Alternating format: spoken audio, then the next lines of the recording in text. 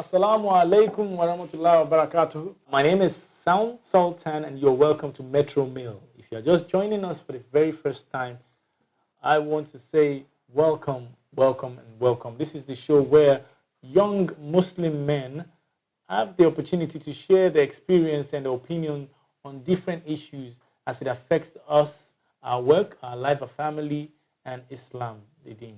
So you're welcome. And of course, I'm always here on the set with my brothers, my usual suspects, like I call them. On my right, I have my brother, Ahmad Oyekan, who loves to say his name so much. Okay, and our other brother here, Saheed, Osikoya, aka Bizzle. Bizu. Okay, so my brother, my brother that likes commanding the spotlight. He wants to take off my name. You're presenting already now. Okay. You can't do everything too now. No. See, sometimes you just see, I've been put here to introduce you. And every time I try to reach you just to point, towards you, and then you just start calling your name, like, say, I know Sabi your name. Mr. Sabi, my name pass. Okay, sorry. Yes, we are here. Don't mind us, so that's how we behave here. It's all fun and, seriousness.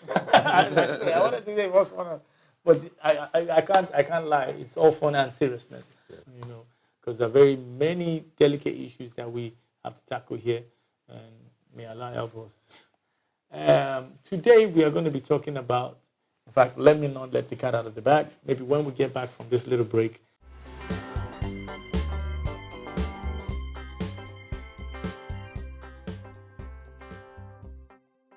welcome back to our show, your show, my show, his show, Our show. Yes, everyone's show. Of course, not limited to Muslims alone. Anybody that cares to join us on this show, you are free to do so. You're welcome. Yes. You're welcome. You're welcome, my brothers and my sisters. You're welcome to Metromale. And right now, I have a topic before us. It's a very interesting topic. Very interesting and very now. So, my brothers, the job before us is millennials. How do we mentor them into being ideal Muslims? So much distraction in the world today. So much distraction. You cannot blame this generation. Yes. We need to understand their point of view and the distractions they face that we never had during our times.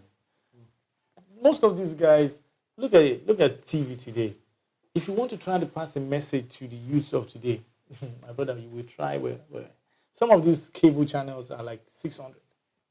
So if you are trying to reach out from this one channel, you are not guaranteed anybody's attention. I'm telling you. In fact, you might not even be reaching out to this Generation X on TV because they will be on their handheld trying to reach out and see what's trending. True. What hashtag is trending and what not. So maybe you then go to Twitter, that's another thing, or you go to Instagram and try to see how you can reach them through hashtag and all that. Everybody's busy on different things. So it's not one-dimensional like before, or it's like multi-dimensional now. The attention is all over the place. Attention span is shorter now. Mm-hmm. Yes, and attention span is shorter. You know why? Let me tell you something. When we were growing up, okay, you said TV starts for 4. How much content do you need for a day of TV transmission? At the end of the day, like 7 o'clock, the news that we get today might have happened in America like a month ago. We were so behind time.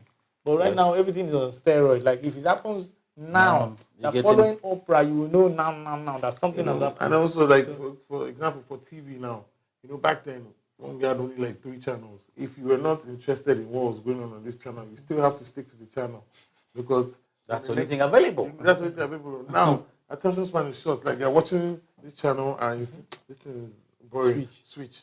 This thing is boring. Switch. And it affects us because it also boils down into other things we do. reduces your The attention span. Exactly. Exactly. Very much correct. You see, another thing we look at is like, what were the challenges we faced, or what was the exposure we had, or distractions back in the days. As you said, all you do is wait for 4 o'clock. TV comes on. After the national anthem, they now put some cartoon programs for about an hour. 5, if you're lucky, 5, 5:30. So, So by the time your dad comes back, if the TV is not off or you're doing your homework or something, so the time you spend watching TV then was so small and so short. so it was easier. Parenting was easier back then. No, I won't say it was. Well, I mean, challenges were then, but as I said, the distractions were not so much. So as I think, yes, I must tell you, I think so. That parenting was easier back then because they could get your attention easily. I mean, how many things would distract you? From that time you come back from school to 4 o'clock, you're there. If they call you, you're there. There's nothing much you're doing, trust me. At that time, we used to get back from school early. So, say, 1:20. Like you're back from school, there's enough time to do your homework. These days, kids, when they get back from school, they don't even want to do their homework first. The first thing you want to do is go and watch TV. There's TV. There's TV. Because they already know that there's one. Kids can wake up midnight and watch TV. Sure. So that's 24 hours on like. So I'm just trying to paint the scenario, let people know the differences between when. Yes, that's what I was saying. Difference between then and now. I also want to just add to that was that what my brother Saheed was saying, that even the lifespan of the TV or content on TV was short, so you had to look for something to fill that time, which was social interactions. You go to your neighbors, you run around, you had something doing with them, or you read books.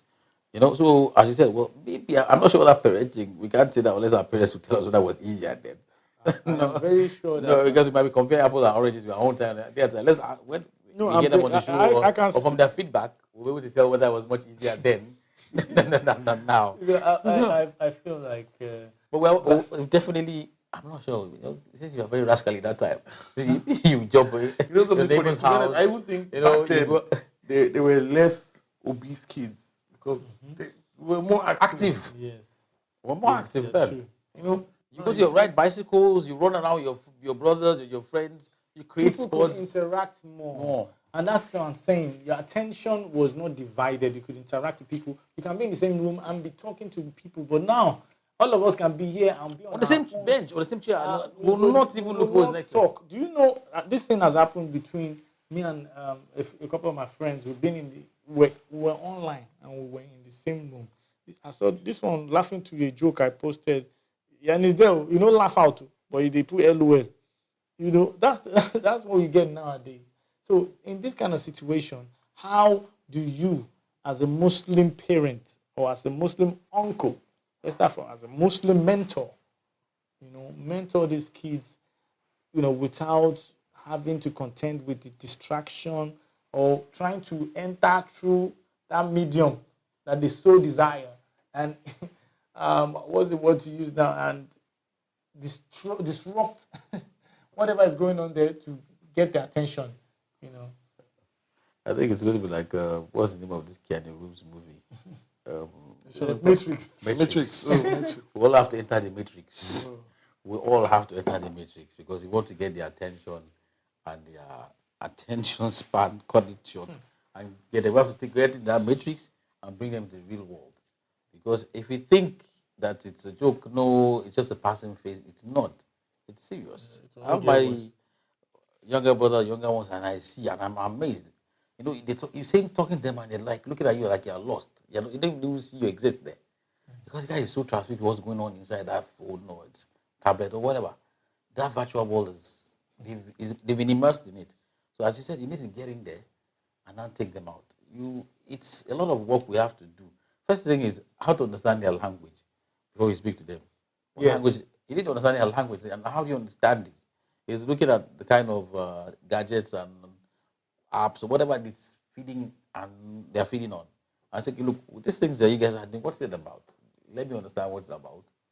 I try to say what it is and get involved. I say, okay, look, can I connect with him there? Then if he's not talking to me physically, then maybe in that virtual I can connect and bring him out. But you see, we cannot exist in a virtual world. It disrupts the way of life. It disrupts the way kids will get brought But up. you And don't- even in Islam, because as you see, a lot of things is practical and physical, hands-on. So you need to teach someone how to pray. You need to show him how to do things physically and by action.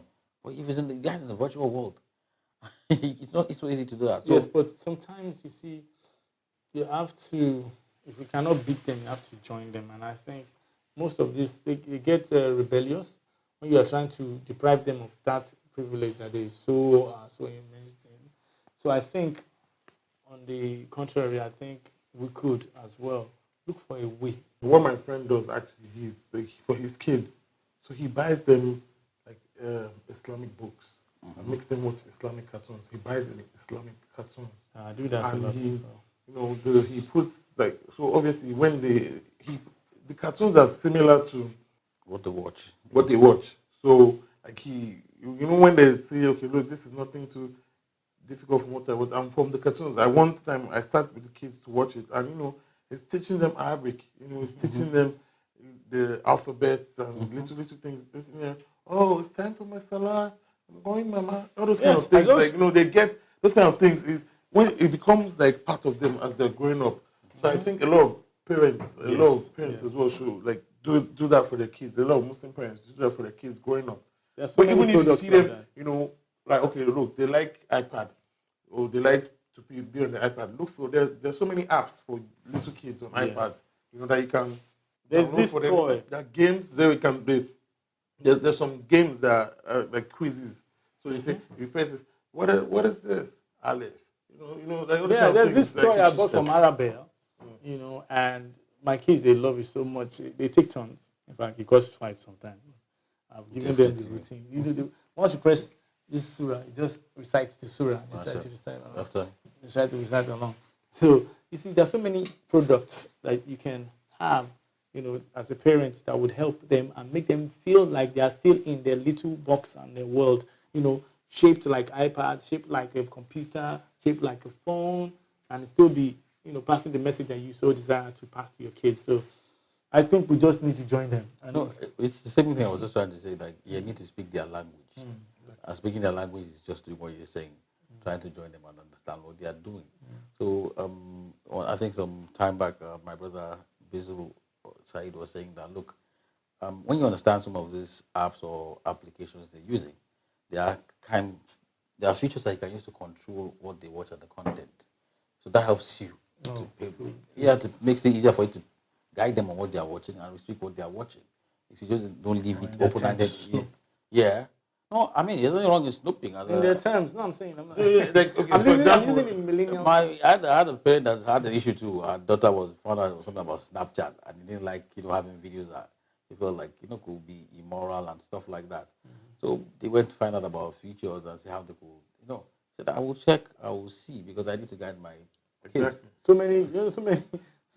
I mean, for even things like okay, a lot of kids these days, like on their iPads, they go on YouTube to watch. You can get YouTube Kids, and then for them, you subscribe to channels where you want them to, because you know the way YouTube works is channels you subscribe to bring out content quicker for you. It shows you the content at the top, so you can, you know what, when they're not looking, or you know, subscribe to like children's Islamic things and all those things that will come up, because these kids most Just times they type don't because- search. yeah. Like, you know, they search sometimes, but most times they look at what's on the homepage, and this is quick. This looks interesting. If it's interesting to them, it becomes a habit.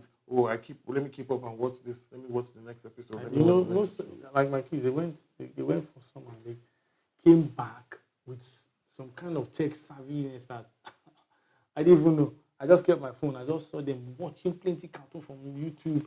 I'm like, where did you learn this? I'm from the London. I said, okay, now password. You know, No, we have to be hands-on. We can't leave it for them. It's that world is a jungle and a maze, and your kids can get consumed by it and get lost in that. So you need to guide them. It's not saying just give you an iPad and yeah, my child knows how to use an iPad. You know why he's going on an iPad? okay. All kind of stuff can come out. I'll tell you something I was just saying about kids being tech savvy. I have a very young daughter, and I was shocked when she was, you know, scrolling through YouTube. YouTube, I'm like, how you can't It's your write? small hands. You know, she can't even. It's not even the way to write something. She's learned the feature of how you can, you know, on the iPad where you can You can say speak. you speak, and Oh, now yeah. the command you give commands Voice to it. prompts. First one says, say Bani. And it pops up. And I was like, wow. I was learning. I said, so you need to get involved too. So you know what they are getting involved in. Now, you see, it used to be peer pressure. I don't think it's called peer pressure anymore.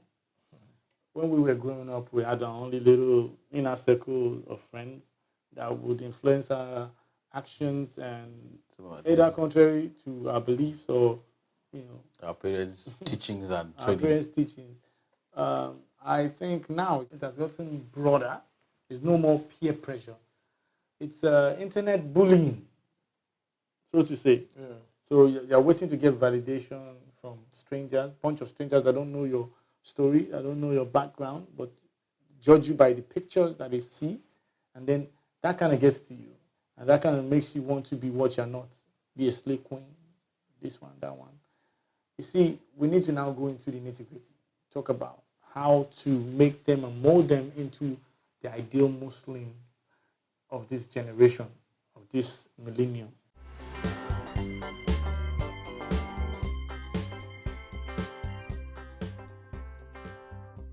Yes, we said we can do or speak their languages. Fine. But you see, what about the other things that we can do one-on-one? Yes, you're a parent. You have the right to say, okay, you know what? I want to have a heart-to-heart talk with you. And we have to put off our phones. I'll put off my phone, put off your phone. Let's have this banter, every now and then. So what do you say when you have the chance and they have their attention? What are the things you... No, it's not only what I'm going to say. You see, I think maybe one of the things we should start doing is having timeouts. Like, you've got kids for you, like, it's certain hours of the day. I think I should... you have a timeout. I should help you. I should help you when you answer this question because I want to help you with the age group, the age bracket. Okay. So that you know... I was about to say that too. Yeah. This question, I really had in mind the youths. As a youth, what, from 12, 13, 14? No, from 18 to 30, let's say. No, let me go first. So, for the youth, I think the best approach for it is we, as our age, we're much older, a bit older than them, we should be able to advise them. Like in the masjid, in the community, we see these people, we should not neglect and say, look, because that's not my brother or because I don't know who you are. As Muslims, we are naturally brothers. You don't necessarily have to be blood brothers, but as Muslims, we are brothers in the Ummah. So we need to be able to look at the masjid, come together with your fellow Akis and be like, this young Muslim boys, let's talk to them, get our partners or our wives to, also find a way to talk to the young Muslims, so we can help them, we can change this, help them change and also help them develop in society.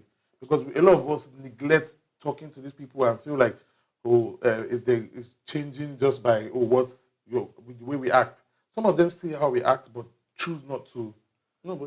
Choose not to, follow what we do. So we also have to find a way of gathering them together and talking to them. And same way you're going to talk to a little child, but it might not be easy, it might not be immediate, but find a way to bring them together.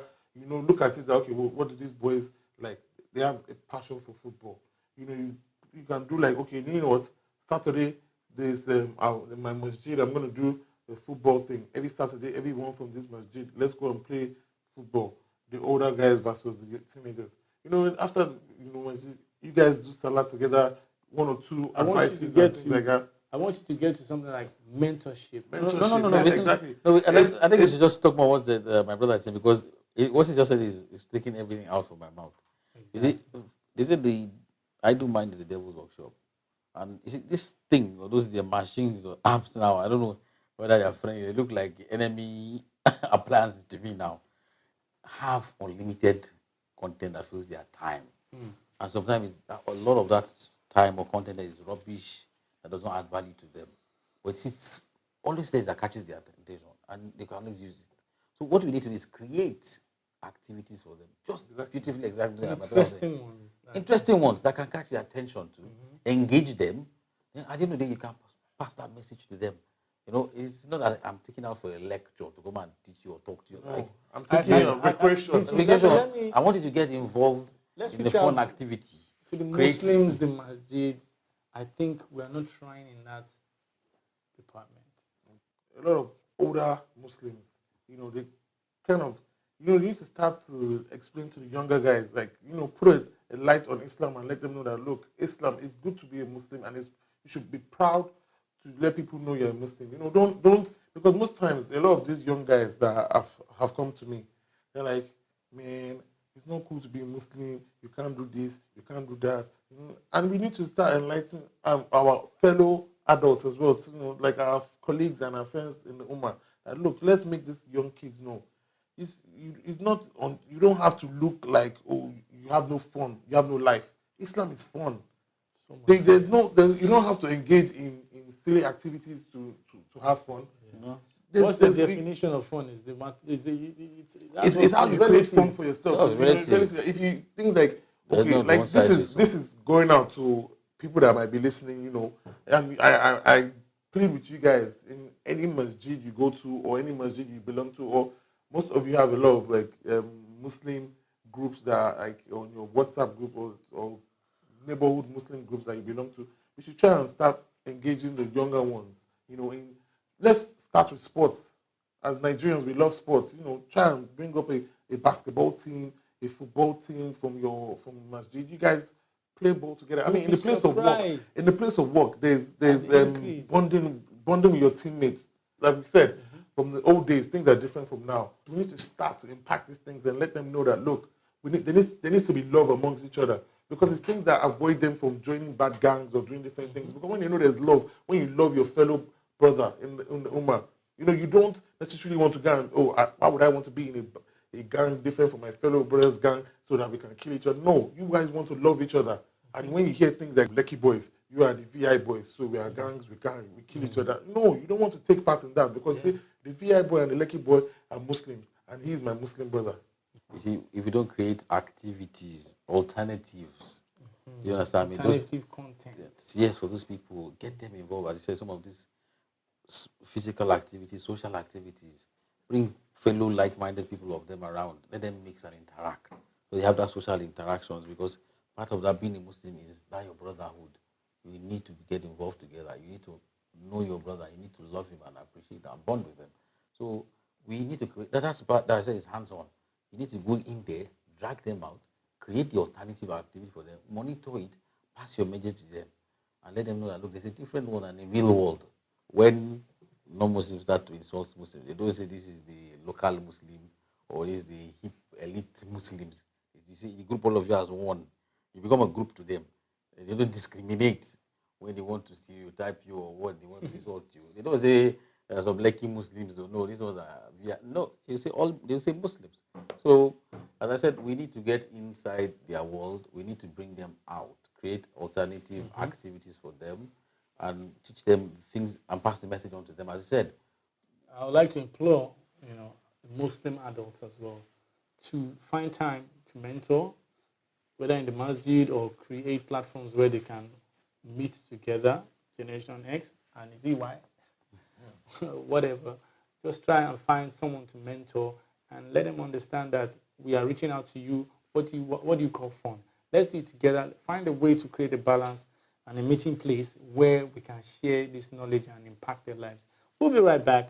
We're still here doing justice to the topic before us the best way we've done. So please permit us to say we are not perfect. We're just here as fortunate Muslim brothers. And we'll be right back on Metro Mail. Do not go anywhere.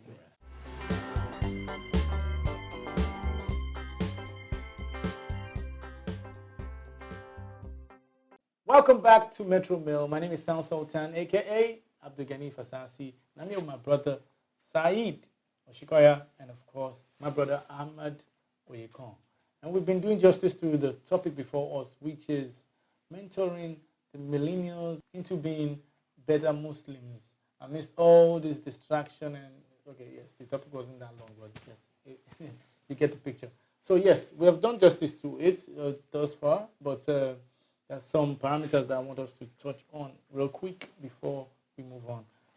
Okay, we've spoken about, let's really like have a recap. We've spoken about what? We spoke about the millennials, the new generation, the younger generation, and how we can get across to them. Speak their language. Which provide alternative form of activities for them, like in the recreational Islamic activities setting. in the Islamic setting. And also, I was on the point of saying mentorship and motivation by the elders to find a meeting place for them, so that they don't see themselves as, they don't see them as aliens. Like, you won't understand where I'm coming from. That's the mindset of every youth or every young person. Like, these adults, they just don't get it. That kind of thing. So we need to like find a balance, a meeting place where you say, look, I get it, but I'm more experienced. That's why you think I don't get it. I know where it's going to, what it can lead to. True. With my wealth of experience, I just want to prefer you a safer option, to whatever it is you're doing. Yes, we didn't grow up knowing all these things, but at least we know from what is going on that it's a ill wind that will blow nobody any good. Yes, so at the end of the day, yes, we are now at the point where exposure, like we said before, exposure, we want them to be enlightened. We need minds that are cerebral. We need people that are Muslims that are learned. Now, in a situation where they are exposed, and then the exposure now kind of like takes a wrong turn. That's why for every step in life, we can't allow them to navigate through life on their own. We need to be there for every step. I mean, look at even us at our ages, we still go back to our parents for counseling, for discussions on ideas. We're parents ourselves. Well, you see, as I said, the luck of having someone that's walked that path before you and is still alive to tell you and advise you and guide you, it's what we should thank Allah for. That we still have people that can, talk to us and say, look, I'm a father. How did you deal with it when you're a father? These are the problems I'm facing. He's faced it before and there to give you good advice. So that's the luck we have. We're still consulting at this age, and we're also always consulting. We're forever learning. We're forever learning. Like, I feel like every day as day goes by, we learn one new thing or the other in this life, and we don't know everything.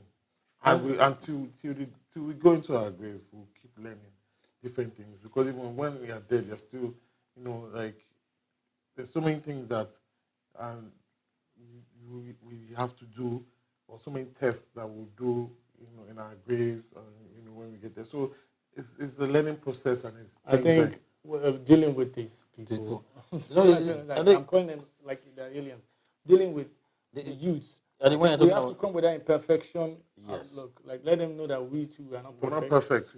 We understand whatever they're going through. So. And that exposure part, you see, when you expose someone, you don't just throw him into the deep end. You give him an army with, the tools and equipment to be able to fight and navigate through life. And you always need to advise. And one of the tools is, telling them about the deen, teaching them about the deen. So it helps them, even when you're not there. Being grounded or having that basic will help them, differentiate right from wrong. Because you have hit the nail on the head, and you don't know that you've answered the whole question by just answering this question. For me, I feel that's where we're supposed to get to at the end of the day. It all boils down to the deen. You see, there's so many kids, like, I can, honestly speaking, without trying to blow my own trumpet, I can speak for myself. My parents, I'm not blowing my trumpet, I'm blowing my parents' trumpet, because they did a very good job. They are both late, and what they left with us was the deen. And my siblings and I have never looked back since then.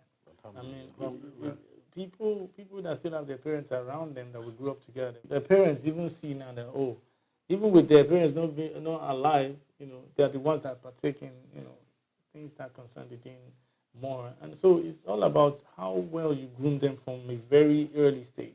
Because nobody knows tomorrow. You don't know where you're going, when you're going to leave them behind. And so at the end of the day, start very early. You'll be so surprised if you give them the perfect background. They will take you from there. And anytime you want to come and snoop and say, Daddy, I got this. I know what you know. You already told us. I know what you like. I know what you won't do. Yeah. And what you don't want me to do. Yeah. So it's you're very correct now. It starts being with them, getting involved in what they're doing, understanding them, make them your friends, so that they can always come to you for things, advice, and they don't take it to other people or elsewhere. Like now we have where people now take their personal problems and put it on social media for the whole world to come and advise. I mean, it's so bizarre to me. Discuss. Come and discuss it. You know, not an issue of public discourse. Your problem now becomes international, not even local. It becomes international. Because once you put anything on social media, it's global. Like It's global. The whole world sees it. Yeah, so because like, one person is going to share it with another another person. person. Shares it with another person. You don't know who likes you. interesting. Yeah, you don't know who likes you, who doesn't like you. It's not about who likes you and who doesn't like you. Trust me. In this world today, let's not even be judgmental. It's all about the content. Even the people that like you, they might even giggle a little bit before they now be like, oh, you know, like it's just there. It's content. Everybody keeps. I feel like if you have a problem, you should always be able to take your problems to Allah, you know, and give Him your problems, because He will surely help you solve your problem. And to be honest, like I say to a lot of people, delay is not denial. If Allah doesn't answer your right now prayers immediately, He will surely answer it.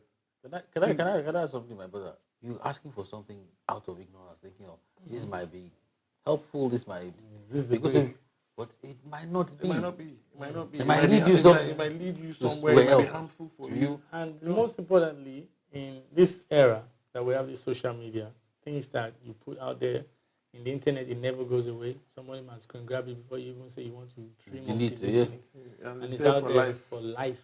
I think you need to have the therapy and culture of taking a breather before you take actions. Because you see, you have to take a breather. Just relax before, because if you act with such venom and anger, it's not like when we could want to write a letter to someone. I'm so angry. Let me give this guy a stinker. And then you're writing. But it's not squeeze. You know, don't be squeezed. Once you press that send, once you press send, it's sent to the next generation. Waiting for forever and ever. So please take a breather.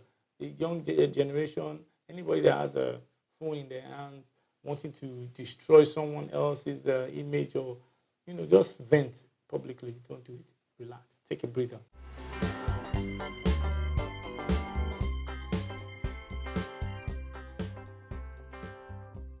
As a Muslim, we should always keep your brother's secrets. As a Muslim, you're not supposed to expose your brother. Whatever your brother is doing, try and find ways to help your brother correct his actions or his mistakes.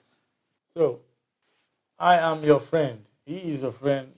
We are all your friends. So we stand here representing the adults. We stand here representing your parents, your uncles, people in your neighborhood that you admire and you idolize. You need to reach out to them in case you need help. If it's in your masjid, if you have a very piercing question you need to ask someone, reach out to them. Don't be puzzled. Don't go to Google all the time. Yeah, so sharing speak to people in real life. Real life. Sharing the wealth of experience and try to, create a balance and connect and find out a better way or a better approach than the virtual reality. And I want to also put something into it. Like they're all so about the fast life. Which is really scary. Everyone wants to make money quick. Everyone wants to be famous Everyone wants to be famous for something, not like things that are not Islamic or things that are not good. Like you just want to go online. You go online and do things that just because it's trendy, you feel like, okay, let me do it to be cool so that everybody can see me doing it. And give me likes. And give you likes. And give you likes. You get likes from people that don't like you. Yeah, exactly. I tell people you get likes from people that don't like you. And me, I feel like I'm happy when I get fewer likes on important posts, because I know that, look, these few people that have liked it have impacted on their lives. I don't need likes from everybody. Yeah, true. I'm not the one that is going to convert or transform everybody. You need to guard your self-esteem. You need to guard your self-esteem. That's one thing. Your self-esteem has to be, very protected away from anything, no any peer pressure. You need to be able to stand there and influence people positively instead of you letting them into your space and influencing you. Self-esteem is one of the best weapon a person, growing person, or a youth can have. You will be protected against peer pressure, and you would eventually be like the one controlling your peers and the one driving the movement. And because if you have self-esteem, it's all about self-esteem. Who can talk better? Who can influence better? And if you're well-meaning and you're doing just exactly what Islam tells you, I mean, it's either they gravitate towards what you're trying to sell, or they go. They go away, exactly. They will not even get and if they try to sell the thing to you or the lifestyle to you, and you see that, look, we've tried so many ways to convince this person, but this person is not buying it. This person is strong enough to not partake or be able to. After a while, they get tired and they're like, this person. This is busy. You can't busy because they will like you for something. That's why you're a friend. But you see, when they start making you think because you don't drink or because you don't smoke, you can't be their friend. That's a lie. There's always something you bring to the table at the end of the day. Like me. They are not your friends then. Let them go away from the fake friend. Let the fake friends go and the real one come. You can find the real ones. All this one they say no new friends. Find new friends. Find new friends. Yeah, because me, when I growing up, I had a lot of friends that were into so many things that I wasn't into. But I didn't judge them, but I always tried to, use my own lifestyle to, speak volumes to them. But at the end of the day, I realized that the ones that were Muslim, that were trying to join the others, now started shifting towards me. So when I'm going to that, that's when I go to the mosque. So they started rolling my way. But that didn't break the bond of the. Something I do that, which I do a lot, is if I have a friend that I like a lot and I see the person is going astray or something, I find myself praying for the person a lot. Like sometimes some of my friends that I feel like they've gone astray or they're doing things that are ungodly. I wake up in the middle of the night to do tajud and just pray for them. True. Like sometimes I wake up like I'm sleeping and I just wake up like in the middle of the night randomly and just start praying for them. That's true love. That's true love. You see, back to this issue of economics and life, we really need to address it because that's the next generation. The generation is going to take over. Very soon they are going to become. They are youth. They become adults. Now they start moving to positions of authority. They start working.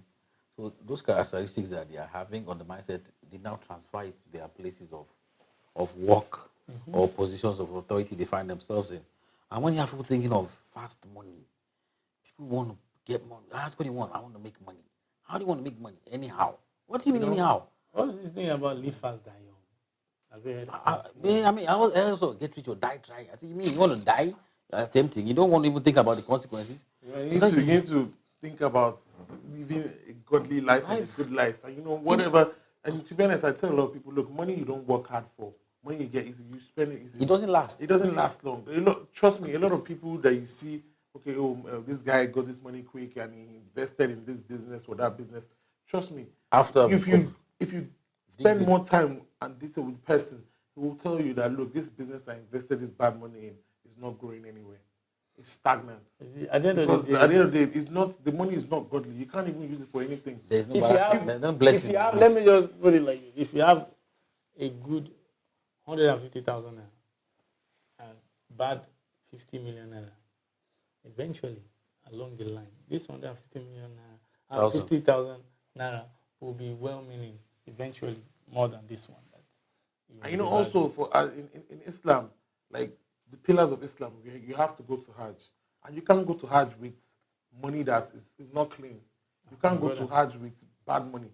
So I know a lot of people that say, it doesn't matter. I've cleaned it, I've done it. Look, it's still bad money at the end of the day. You can't go to Hajj with it. You can't clean the money. So we need to know that if we are we have to go to Hajj. You have to at least go to Hajj once in your life. If you can afford it. Hajj, if you can afford it, and for you to go to Hajj, the money has to be clean money. Well, eventually, I think the Generation X, we are now grouping them and we're making them feel like aliens. I know, I'm sorry, but we're just trying to kind of find a way to term the people that we're reaching out to. Okay, let's say the youths now. I feel like what you need to understand is pay attention more to Islam. That is the most important part of everything. If we are sitting down here talking to you, you might see it from a judgmental point of view. Yes. Why don't you research yourself? Look into it and also critically think about what your actions are. If you have been, that's why we've said it, or you said it, by capping it all by saying the deen. The parents, they have a great work to do, and if you are also a concerned adult, you can help in reaching out. Look, what Bizu does, what people do on social media, WhatsApp, they have their WhatsApps. You can always send them links to, well-meaning verses and surahs, hadiths, different things that can teach them of the, proper way to take decisions and everything. So when they finally get all this information, now I'm talking to the youth, please make use of it. Don't wait for anybody to tell you. We don't like that as youth. We don't like when people are always chat. So why don't you, grab the book by the on yourself and do some research, and your questions will be answered. Yes. So many questions the youth's hearts and their minds wonder and ask, So please, may Allah bless us all and help us in our decision making. Inshallah. Amen. So one more thing just to ask the youth. Back to what we were saying about shortcut to success and pressures people face, and people, peer pressures cause people to do things that they don't want to. You see, this difficulty is not only with our own generation. It's happened way with different people from different generations. You see, the problems we're facing now, it's not just unique to us. It's happened to people then, and they went through their own difficulties too. Like, let me give you an example of in the Quran when Surah Al-Kahf, it says Ashabul Kahf, which is the name of. Yeah. There are people, they said they were youth, and they don't like what was going on in society around them. Yeah. And they didn't want to partake in it, so they wanted to exclude themselves from it. And they went into a cave, and Allah caused, they said, the stone wall, and it covered the cave. So those boys, the youth, were there for a period. And they said it was a period. I thought they were asleep for a period. They didn't want for like a generation. So they were excluded from that period when all that corruption and things didn't want to happen. And they said by the time they came out of the cave, Allah made an opening for them. They went to the market, and the money they had, and when they used it to pay, I said people looked at them like strangely. They were dressed strangely, and everything had changed around them. Yeah. And people looked like, they buy something in the market and paid, took out money, and like, this is not from this generation. Where do you guys come from? You see, Allah helped them to find the way out of that corrupt time. But the effort came from inside them. The resistance came from them. And that's why I said, look, I'm going to help you guys to steer you away from this that could have been destructive and caused destruction to you. So they face challenges thousands of years ago. You face challenges now. It's not exclusive to you. Thank you so much. Thank you so much for sharing with us this wonderful piece that you just spoke about. And I know that that if you think in your head and try to cave out yourself from whatever is going on around you, Allah will help you find a resolve. So thank you so much. I want to leave you with this statement that says, youthfulness is a very precious gift. The only problem is it's given to kids that don't identify it. But may Allah help us identify in our youth so we can make good use of it. Hustling your youth before it's too late, no shaking. So my name is Sultan, aka Abdul-Ganiyy Fasasi. My brother, Ahmad Oyekan. My name is Saheed Osikoya, aka Bizo. The show, your show, my show, his show, our show. Yes, so Metromale. From here, we say Masalam.